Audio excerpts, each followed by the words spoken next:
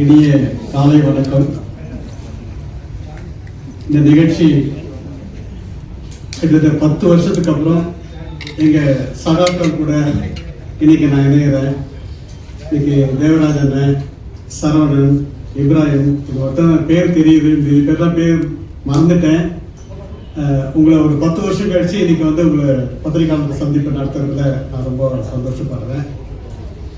நாசர் சொன்னார், நிறைய பேர் புது ஆளுங்களாம் வந்திருக்காங்க. நானும் அங்கிருந்து இங்கே வந்தால்தான், அதனால் உங்களில் ஒருவன் சொல்கிறதுல ரொம்ப சந்தோஷப்படுறேன்.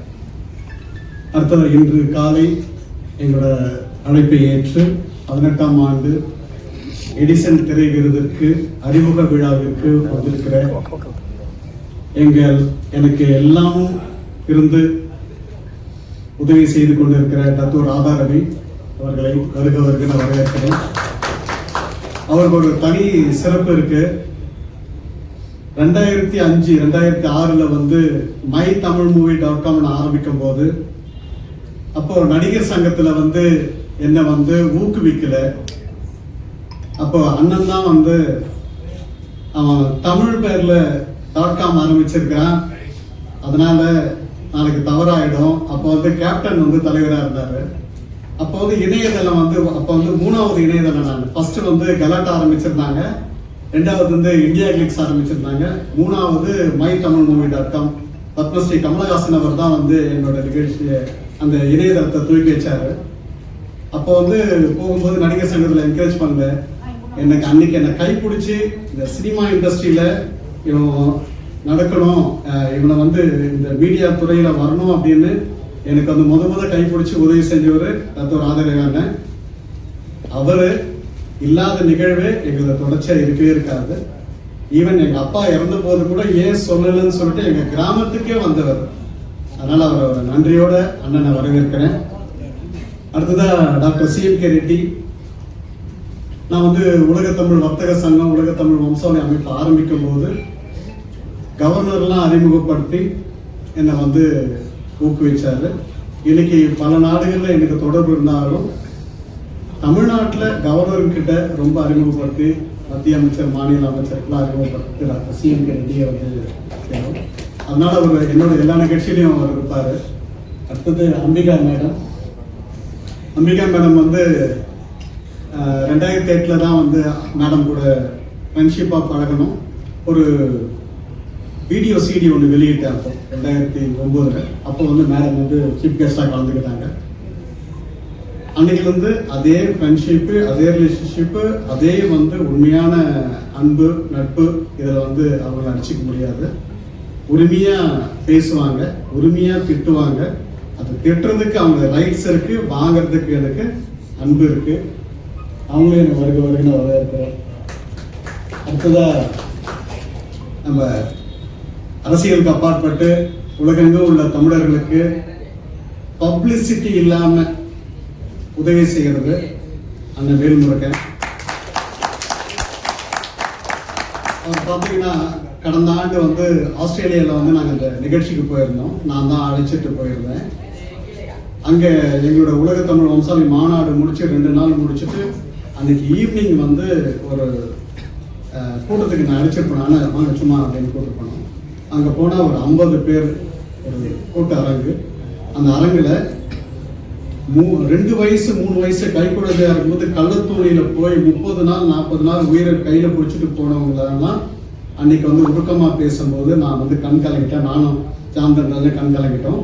ஏன்னா அவ்வளோ உருக்கமாக அந்த உலக தமிழர்கிட்ட வந்து ஒரு பேரன்பு கொண்டு இருக்கிறாரு. அவர் வந்து பப்ளிசிட்டி பண்ணல, ஆனால் அவரை பற்றின ரியல் விஷயத்த நாங்கள் நேரடியாக கண்டோம். வெளிநாடுகளில் இருக்க தமிழர்லாம் வந்து அவருக்கு வந்து ஒரு பெரிய சப்போர்ட்டாக இருக்கிறாங்க.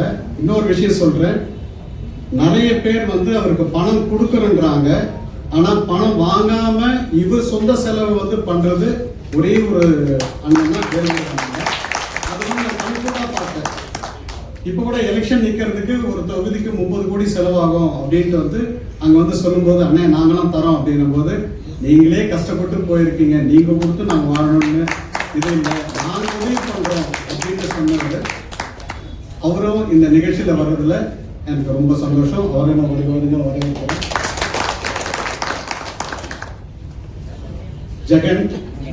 ஜெகன் வந்து லாஸ்ட் எங்களுக்கு வந்து எல்லா விஷயத்திலும் இருப்பாரு. அவரே ஸ்டேஜ்ல சொல்றாரு, செல்வா சார் கிட்ட வந்து ஜாயின் பண்ணிட்டோம்னா அவர் எல்லாரும் ஃபேமிலியா வருவாங்க அப்படின்னாரு. அதனால கிட்டத்தட்ட 5 வருஷம் அவர் வந்து எங்களுக்கு ஆங்கர் பண்ணியிருக்காரு. இருந்தாலும் எங்களோட அவார்டை வந்து இப்படி பண்ணலாம் அப்படி பண்ணலாம், ட்வீட் பண்றது போறது வருது, இப்படி செய்யலாம் அப்படின்னு சொல்றது, எங்கிருந்து நேமை செலக்ட் பண்றீங்க சொல்றது எல்லாமே வந்து ஜெகன். அவரும் வந்து அவரும் வரவேற்கிறேன். விக்ரமன் சார் அவர்களை வரவேற்கிறேன்.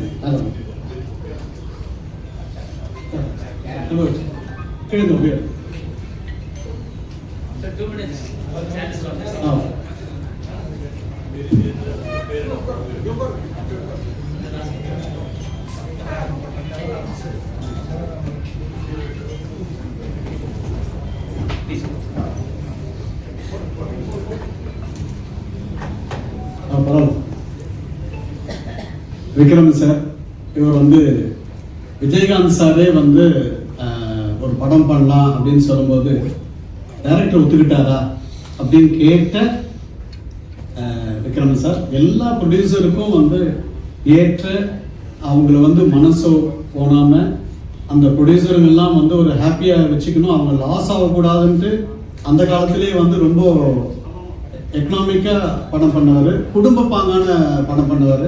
அவரோட சன்னும் இப்போ ஒரு ஹீரோவாக இது பண்ணியிருக்காரு. அவரும் லாஸ்ட் இயர் வந்து டெபியூ ஆக்டராக அவார்ட்லாம் வாங்கியிருக்காரு. அவர்களையும் வருகிறவர்களை வரவேற்று இந்த நிகழ்ச்சி சிறப்பாக அமையறதுக்கு எல்லா மீடியாவும் எங்களுக்கு உதவி செய்யணும். தேவரஜனா ரொம்ப தேங்க்ஸ்ண்ணே.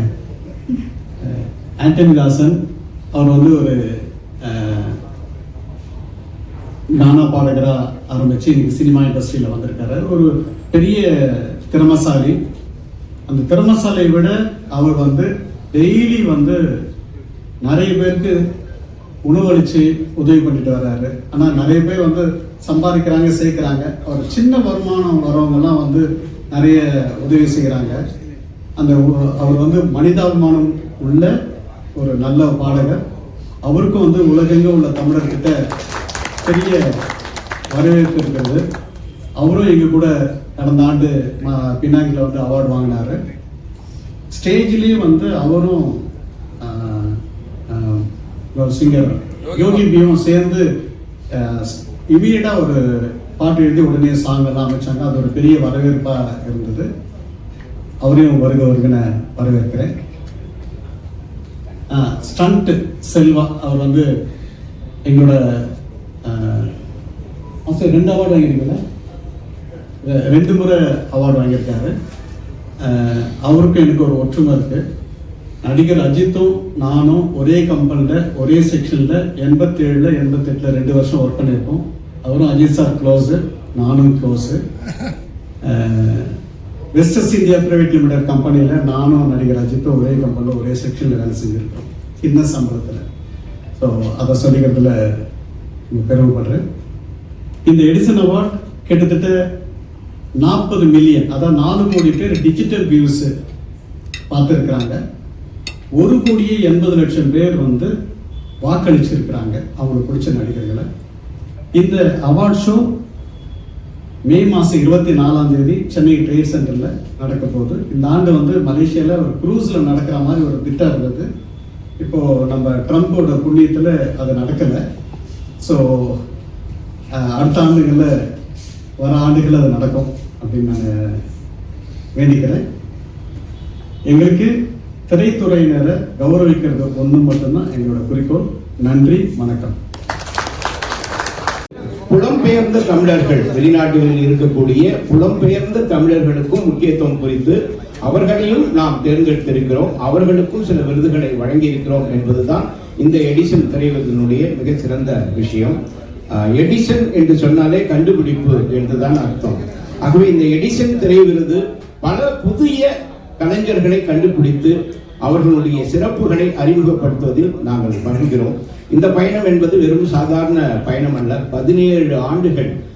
ஆரம்பிக்கும் போது பார்த்தீங்கன்னா எப்படி எடிசனை வந்து ஸ்கூலுக்கு திருப்பி அனுப்பிச்சிட்டாங்களோ, நீ வந்து படிக்கிறதுக்கு லாய்க்கில் வீட்டிலே இருந்து படி என்று, அது போன்று பல பேர் எங்களை திருப்பி அனுப்பினார்கள். ஆனால் அதிலிருந்தெல்லாம் மீண்டு செல்வகுமார் என்ற ஒரு தனி மனிதன் இந்த எடிசன் விருதை மிக சிறப்பாக நடத்தி வருகிறார். அவருக்கு நம்முடைய பலத்த பாராட்டுகளையும் கைத்தட்டுகளையும் தர வேண்டும். ஒரு தனி மனிதர் இவ்வளவு சிறப்பாக செய்திருப்பது என்பது மிகுந்த மகிழ்ச்சி. இந்த நிகழ்ச்சிக்கு வந்திருக்கக்கூடிய பிரபல ஆளுமைகள், அதே மாதிரி வந்திருக்கக்கூடிய பத்திரிகை அன்பர்கள், பொதுமக்கள், நடிகர் நடிகைகள் அனைவருக்கும் எங்களுடைய அன்பான வாழ்த்துக்களை தெரிவித்துக் கொள்கிறோம். இந்த 17 வருடங்கள் குறித்து ஒரு ஆவணப்படம் இருக்கிறது. அதை நாம் பார்த்துவிட்டு அடுத்தது நாம் சொல்லுவோம். இப்போது 17 வருடங்கள் கழித்து அந்த ஆவணப்படம் இருக்கிறது. ஒரு 12 நிமிடத்திற்கான ஆவணப்படம். அதற்கு பிறகு நாம் மேடையை அலங்கரிக்கிறோம். இந்த வீடியோ பார்க்கும் போது நீங்க எல்லாமே ஒன்று தெரியும். நிறைய பேர் அவர்கள் சொன்ன கருத்து என்னன்னா, நாங்கள் இதை முதலாவதாக வாங்குறோம் அப்படின்ட்டான். எப்பவுமே முதல் முத்தம், முதல் மழை, முதல் காதல், முதல் பரிசு என்பது எப்பொழுதுமே வாழ்க்கையில மிக மிக முக்கியம். அதனால நிறைய அந்த முதன்மையான கலைஞர்களை தேர்ந்தெடுக்கக்கூடிய இந்த எடிசன் அவார்ட், இது வந்து 30 விருதுகளை உள்ளடக்கி இருக்கிறது. நம்ம எப்படி நீங்க 23ஆம் தேதி ஓட்டு போட்டீங்களோ, ஆன்லைன்ல ஓட்டு போட்டு மக்கள் தேர்ந்தெடுக்கிறார்கள். அது மட்டும் இல்ல, ஜூரி அவார்டும் நாங்கள் சில அவார்டுகள் கொடுத்திருக்கிறோம். சென்ற வருடம் இது மலேசியாவில் பினாங் மாகாணத்தில் நடைபெற்றது என்பது ஒரு தனிச்சிறப்பு. அங்க இருக்கக்கூடிய அமைச்சர் சுந்தரராஜன் அவர்கள் நமக்கு பேருதவியாக இந்த நிகழ்ச்சிக்கு இருந்தார். அதே மாதிரி அங்க இருக்கக்கூடிய முதல்வர் அவர்கள் மிகப்பெரிய உதவி செய்து நீங்க தொடர்ந்து இங்க நடத்த வேண்டும் என்று வேண்டுகோளையும் நமக்கு வைத்தார். ஆகவே அத்தகைய சிறப்பு வாய்ந்த இந்த எடிசன் விருதுக்கு கலைஞர்களை இப்போது மேடையில் ஏற்றி நாம் கௌரவிக்கக்கூடிய நேரம். நம்முடைய தத்துவ ராஜோ ரவிசார் அவர்கள் கரங்களை தட்டி நாம் மேடைக்கிறோம். அவருக்கு ஒரு தனி சிறப்பு இருக்கு. அவர் சினிமாவுக்கு வந்தது வந்து 1976 மன்மத லீலையில கே. பாலச்சந்தர் அவர்களால் அறிமுகப்படுத்தது. இன்றைக்கு 2026, 50 வருடங்கள் இது அவருக்கு. ஆகவே அது ஒரு தனி சிறப்பு. அவரை நாம் அழைப்பது நமக்கு மகிழ்ச்சி.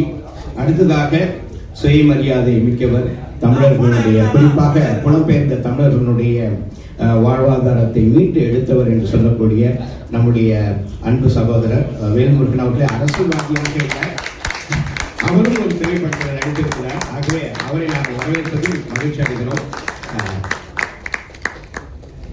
அடுத்ததாக மருத்துவர், அவருக்கும் திரைப்படத்தோட நிறைய சம்பந்தம் இருக்கு.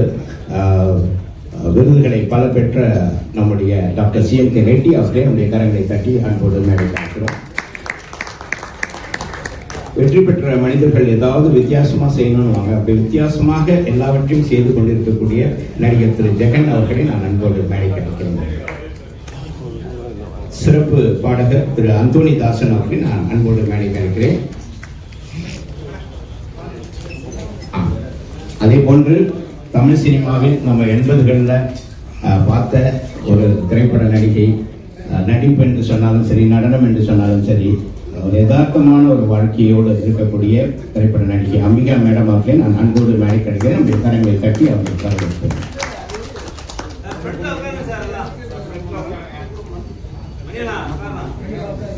நம்முடைய வந்திருக்கக்கூடிய ஸ்டண்ட் சில்வா அவர்களையும் நான் அன்போடு மேடை கிடைக்கிறேன். எங்களுடைய நிகழ்ச்சியினுடைய தலைவராக இருக்கக்கூடிய செல்வகுமார் அவர்களையும் நான் அன்போடு அழைக்கிறேன். அதே போன்று உலக தமிழ் வம்சாலையினுடைய துணைத் தலைவராக இருக்கக்கூடிய குமரேசன் அவர்களையும் நான் அன்போடு அழைக்கிறேன்.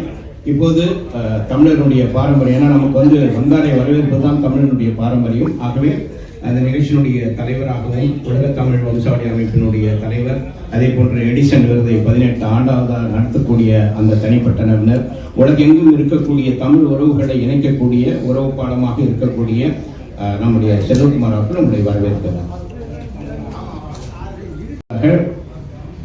ஒரு டாக்டர் மட்டுமல்ல, ஒரு மனிதநேயம் மிக்கவர். நிறைய பேர் பணம் சம்பாதிக்கலாம், ஆனால் அதை திருப்பி கொடுக்க வேண்டும். அப்படி அந்த வகையில் வாரத்தில் ஒரு நாள் அவங்களுடைய கிளினிக்ல வந்து ஃப்ரீ ட்ரீட்மெண்ட் போறவங்களுக்கு வியாழக்கிழமை தோறும் டாக்டர் CMK ரெட்டி அவர்களை மிக சுருக்கமாக ஒரு சில வார்த்தைகளை பேசும்படி அன்போடு வைக்கிறேன்.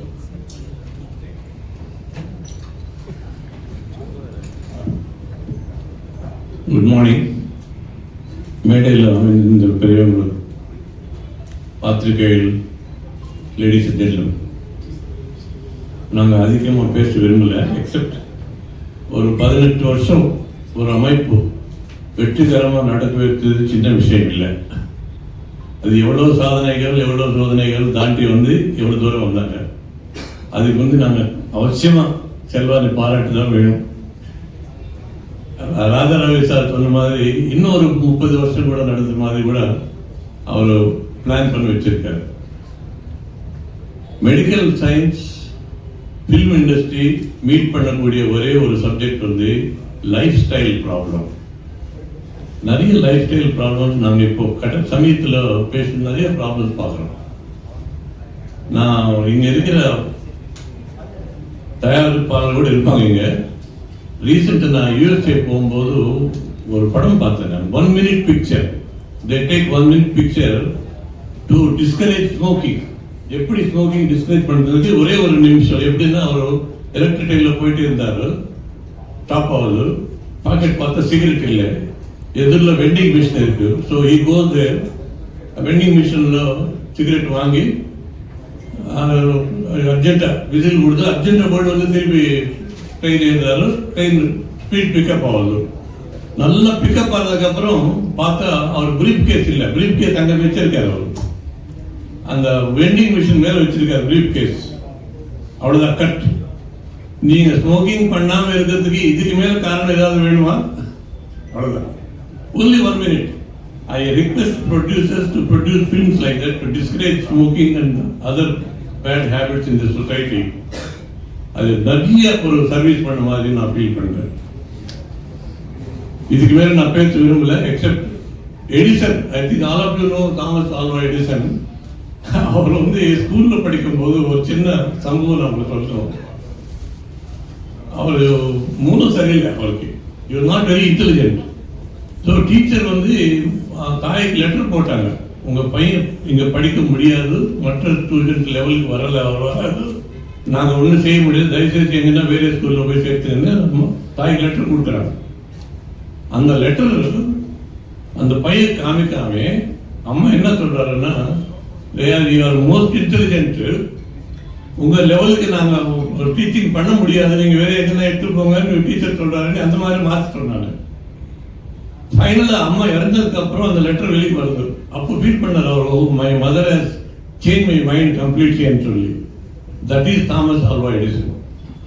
ரொம்ப நன்றி. Thank you for the opportunity. Wish you all the best.